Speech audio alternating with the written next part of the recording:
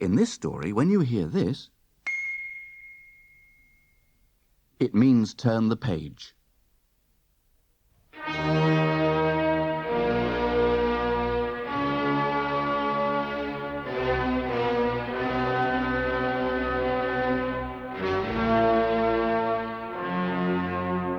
The Wizard of Oz.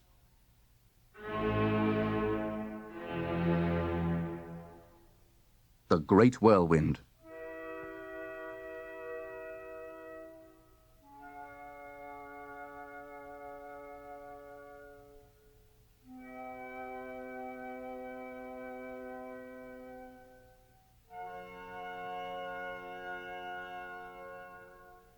Dorothy was an orphan. She lived in America in the middle of the great Kansas prairie with her Uncle Henry, who was a farmer, and Aunt Em, his wife. Their house was small, with only one room and a trap door in the floor leading to a cellar. This was because there were often whirlwinds on the prairie that crushed any buildings in their path. When they came, the family went down into the cellar and was safe. When Dorothy looked out, she saw nothing but the great grey prairie. There were no trees, and the earth was cracked by the sun.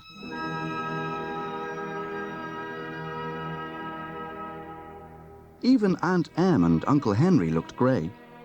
They worked hard and never smiled. Dorothy did not look grey. She laughed and played with her little black dog Toto. Dorothy loved him dearly. One day, the sky grew very dark. Uncle Henry looked worried. Dorothy picked up Toto. Aunt Em was washing the dishes.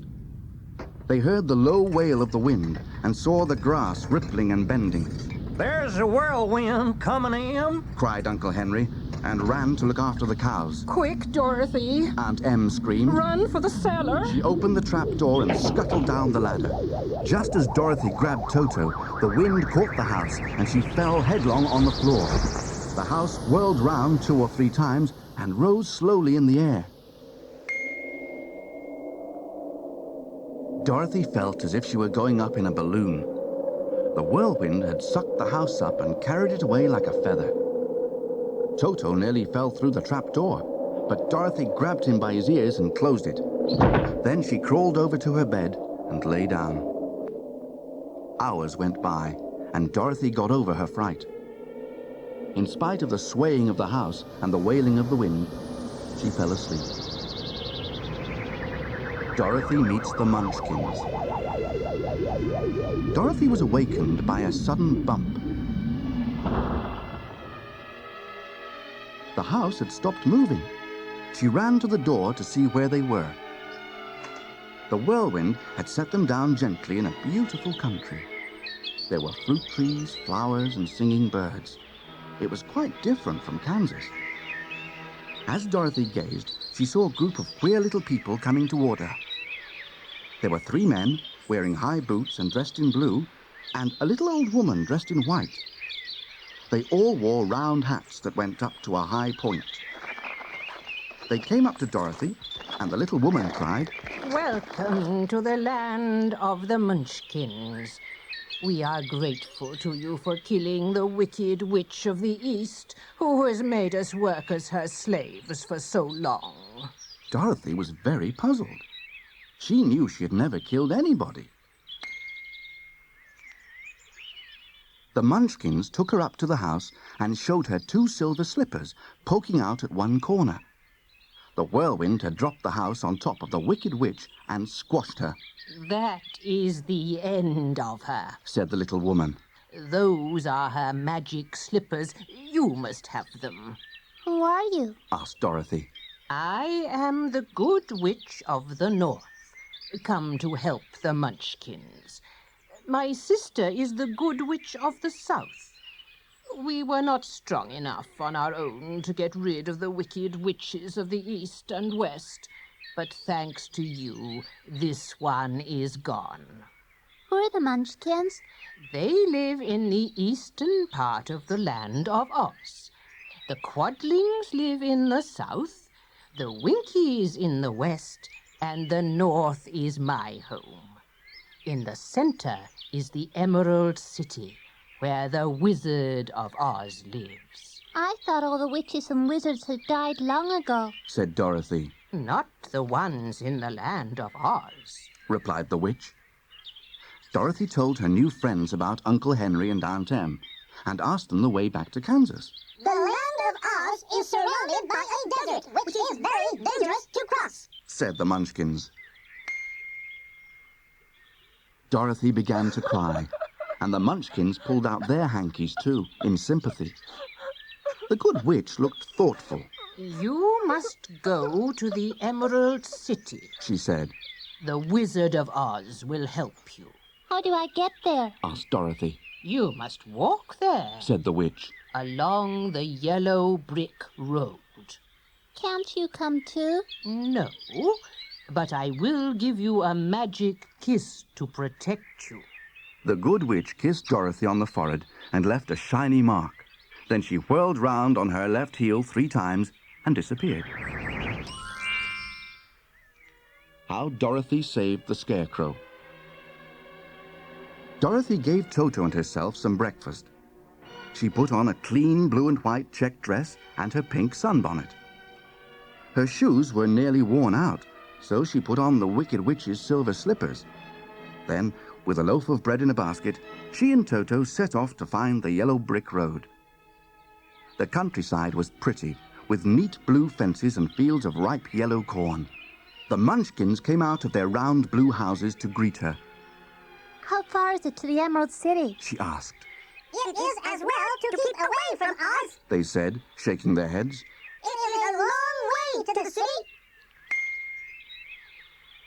But Dorothy bravely decided not to turn back.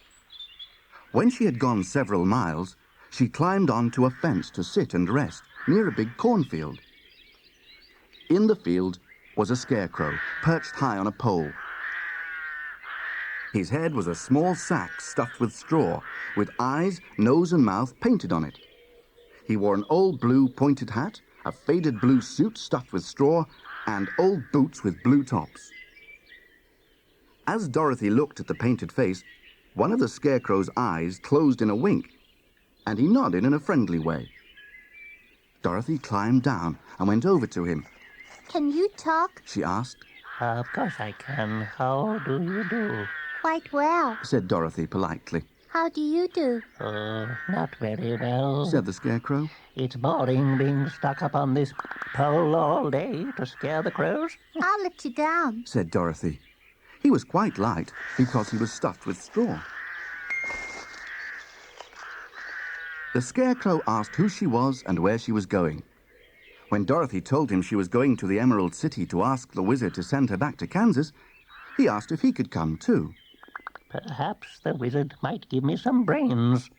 You see, I have none, as my head is full of straw. Dorothy said that he could come, and they walked back to the road. The scarecrow carried her basket.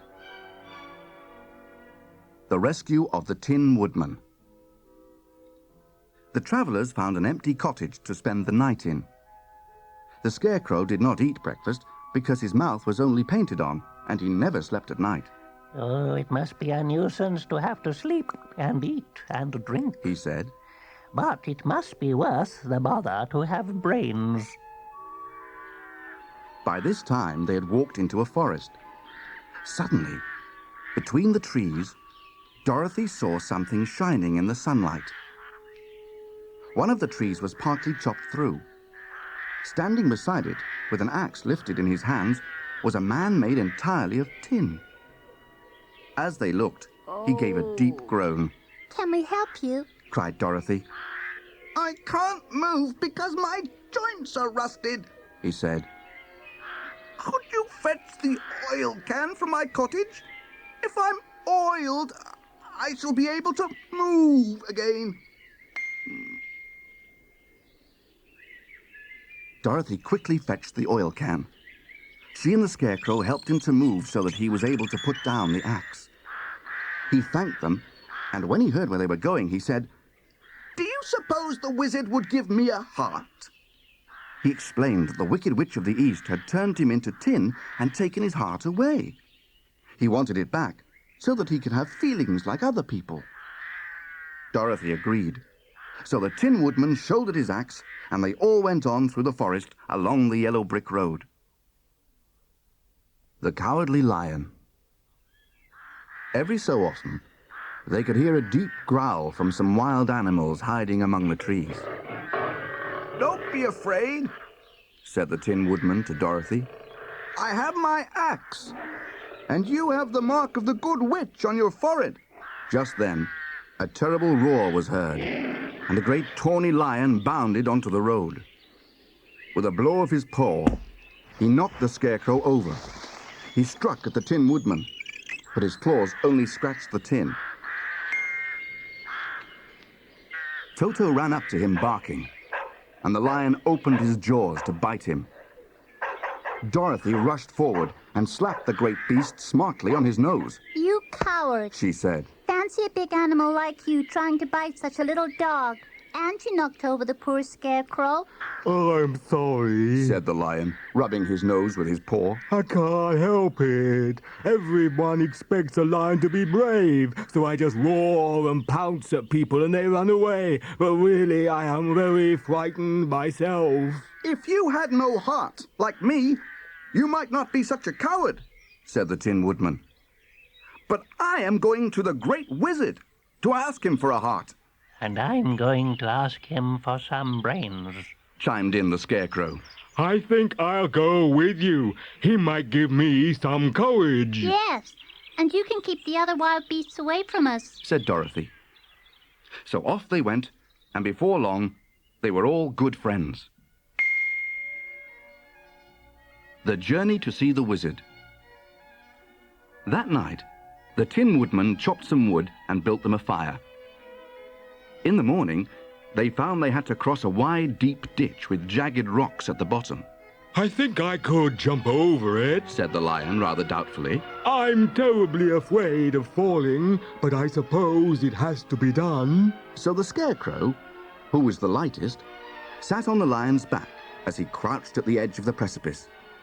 Then he gave a great spring and landed on the other side. They all cheered, so he went back and fetched the others one at a time. They hurried on until they came to another deep ditch. This time it was too wide for the lion to jump.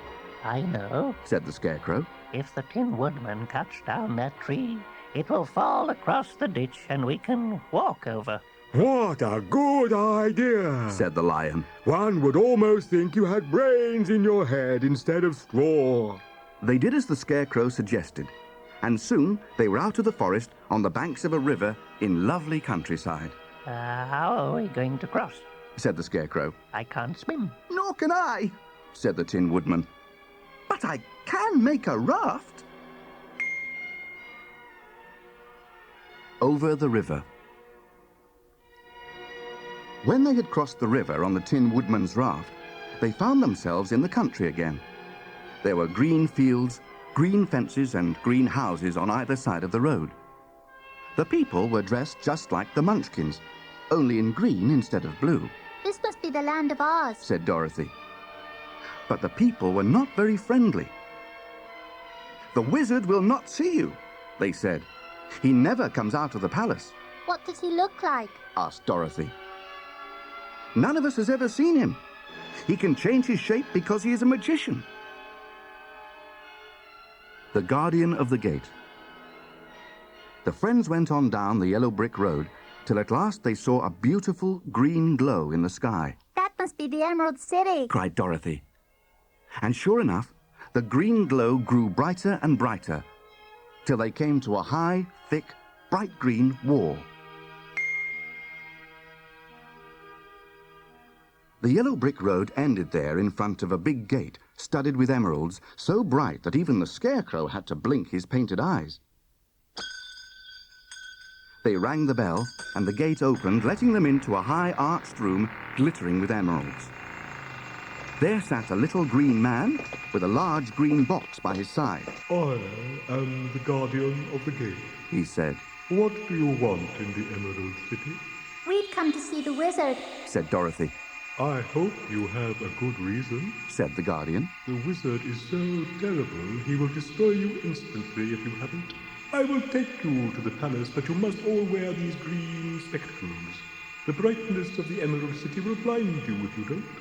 And the guardian opened the box, which was full of pairs of glasses.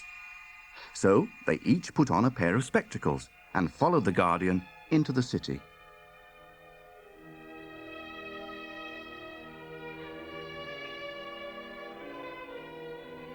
When the music stops, turn your cassette over.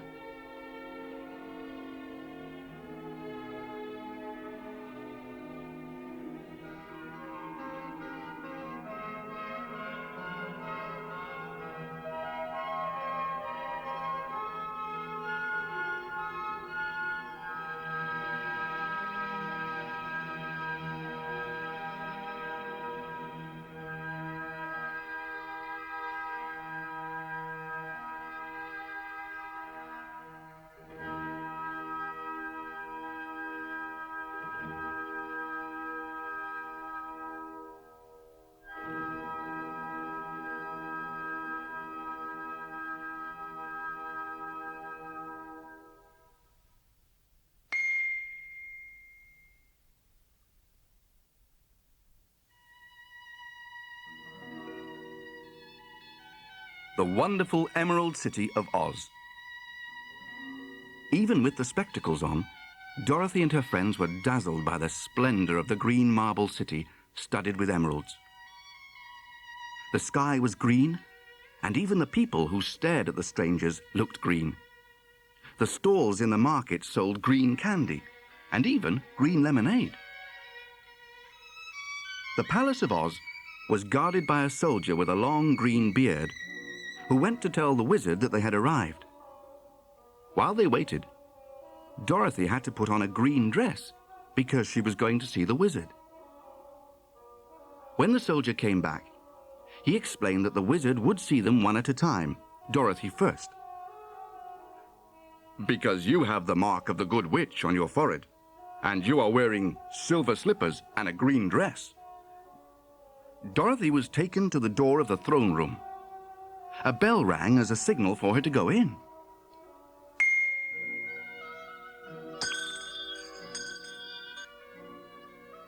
The throne room was splendid.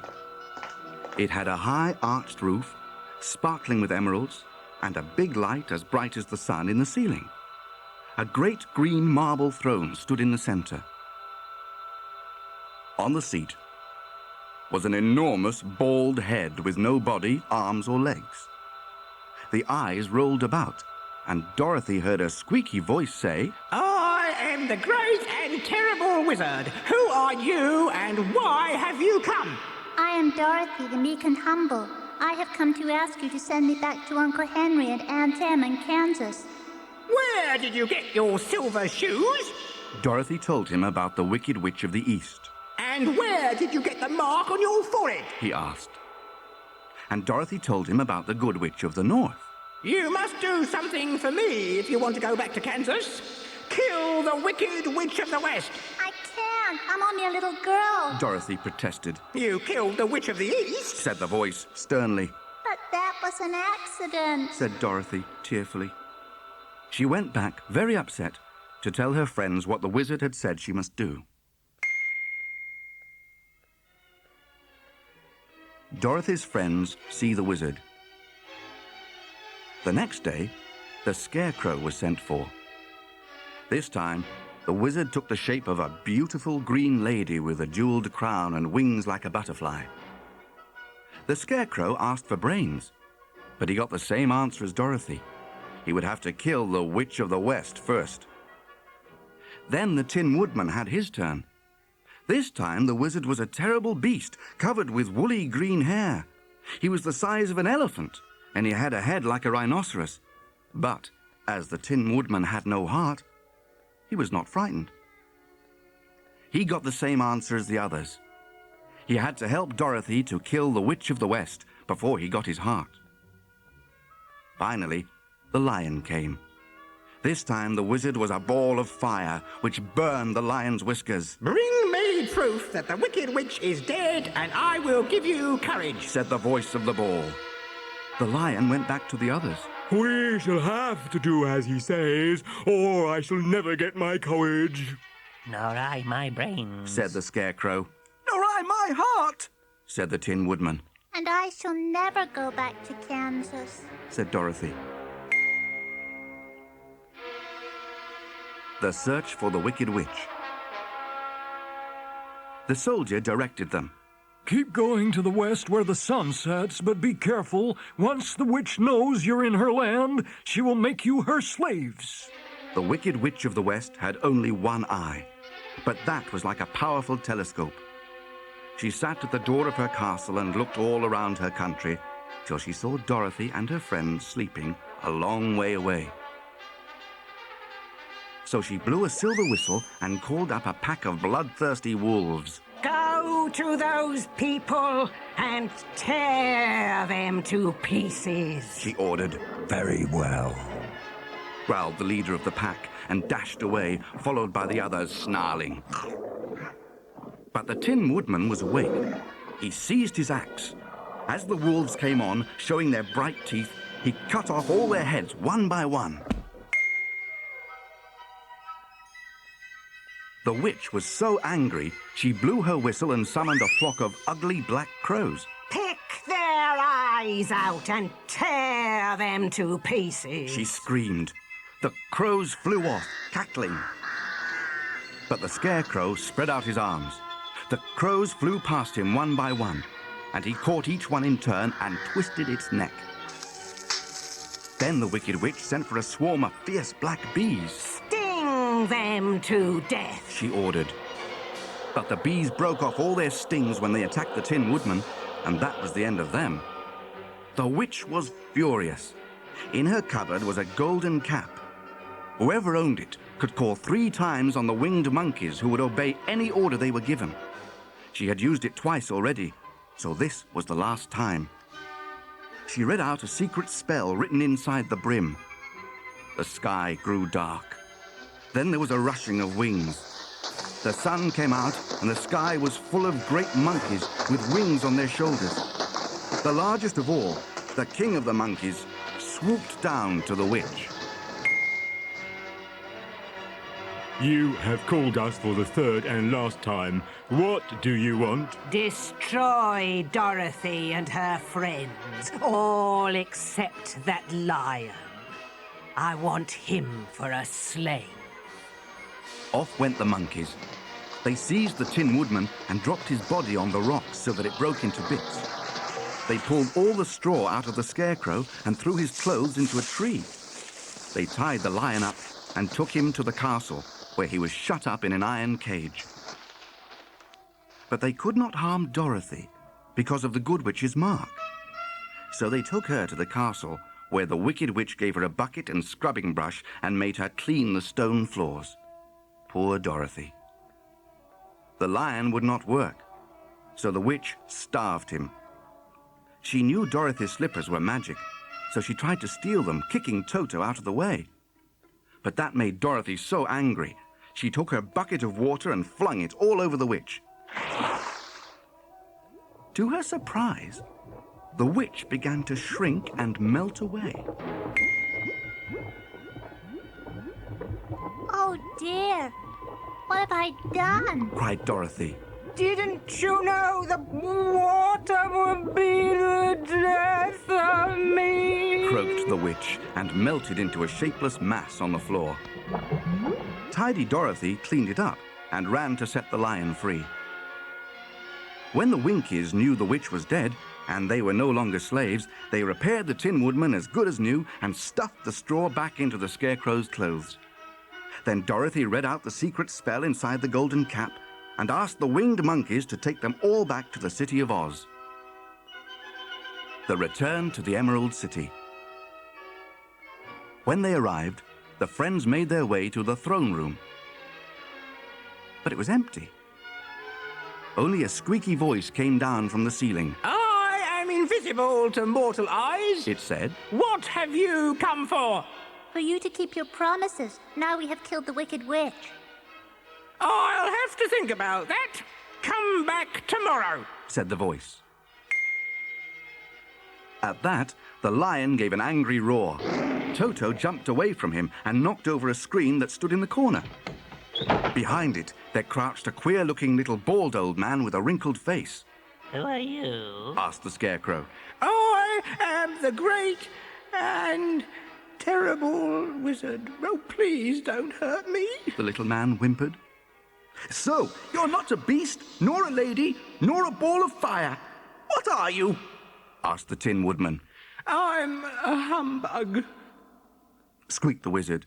I'm just an ordinary conjurer. I went up in a balloon one day quite near Kansas, Dorothy. The rope broke and the balloon floated over this country. When it came down, the people thought I must be a wizard and made me their ruler. But how did you work all those tricks? Asked Dorothy. I'll show you. And he opened a cupboard full of models and masks. The bald head was a paper globe on a wire with threads to move its eyes and mouth. How did you manage the voices? She asked. I was a ventriloquist once. So you're not a real wizard at all, said the Scarecrow. and you can't keep those promises. You're a very bad man, said Dorothy severely. No, I'm quite a good man, said the wizard. I'm just a very bad wizard.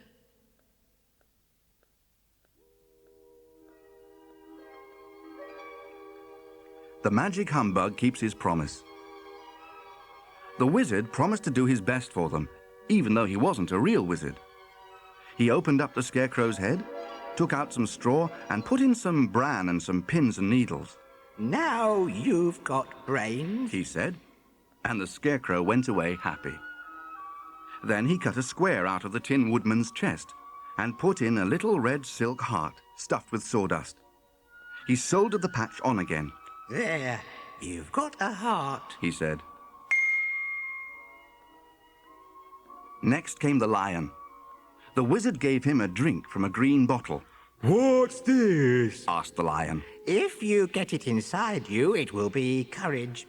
Courage always comes from inside. Courage is when you feel afraid, but you still do the brave thing. I shall feel much braver now I know I have courage inside me, said the lion. It didn't need much magic to do that, thought the wizard. They were already clever, kind, and brave, but they didn't know it. But the wizard was not so lucky in helping Dorothy. He decided to make another balloon out of strips of silk. The Tin Woodman lit a fire, and they filled the balloon with hot air. The wizard fastened a clothes basket underneath it, got in, and called to Dorothy to hurry. But she could not find Toto in time, and when she ran up, the balloon had gone up in the air without her. Come back! She cried. I can't! Called the wizard. Goodbye! And all the people waved and shouted. Goodbye! Goodbye! As he mounted up into the clouds. Away to the south. Dorothy's friends tried to comfort her. Why don't you stay here with us in the Emerald City? They suggested. But Dorothy wanted to go back to her Aunt Em and Uncle Henry in Kansas. It may not be beautiful, said Dorothy. but I would rather be there than anywhere else. There's no place like home. Then the Scarecrow had one of his ideas. You still have the golden cup. Won't the winged monkeys help you? They could take you to the Good Witch of the South. So Dorothy called the winged monkeys. They came down out of the sky and carried them all to the foot of the ruby throne of the beautiful Good Witch of the South. Her name was Glinda, and she had rich red glowing hair, blue eyes, and a sparkling white dress. What can I do for you, my child? She asked. Dorothy told her story. Glinda leaned forward and kissed her cheek. I can tell you what to do, she said. but first, you must give me the golden cap. Here it is. Said Dorothy. Now, Said Glinda to the Scarecrow. what are you going to do when Dorothy goes home? Oh, the people of the Emerald City have asked me to be their ruler. And you? she asked the Tin Woodman. The Winkies of the West want me to rule over them since we killed the witch. And what about the lion? The beasts of the forest have asked me to be their king, said the lion proudly. Then I shall command the winged monkeys to take each of you to your kingdoms. After that, I shall give the king of the monkeys the golden cap, so they will be free forever. What about me? said Dorothy. You have the silver slippers, my child. They are powerful magic, and all you have to do is to tell them where you want to go. So I could have gone home the very first day I came here. But then I wouldn't have got my brains, said the Scarecrow. Nor I my heart, said the Tin Woodman. nor I my courage, Said the lion. That's true. Said Dorothy. I'm glad to have helped my friends. But now they are happy. I should like to go back to Kansas. And she picked up Toto. Knock your heels together 3 times and tell the slippers where you want to go. Said Glinda. Take me home to Aunt Em. Said Dorothy. Instantly she was whirling through space so swiftly she could hear and see nothing. She rolled over on the grass several times before she knew where she was. Good gracious! She cried. For there was the Kansas prairie, and in front of her was a brand new farmhouse and Uncle Henry milking the cows. The silver slippers had fallen off and disappeared. Dorothy ran towards the house. Aunt Em was watering the cabbages. Toto followed, barking happily. Oh, my darling child. Aunt Em said, hugging and kissing her. Where did you come from? From the land of Oz. Said Dorothy. And Aunt Em, I'm so glad to be home again.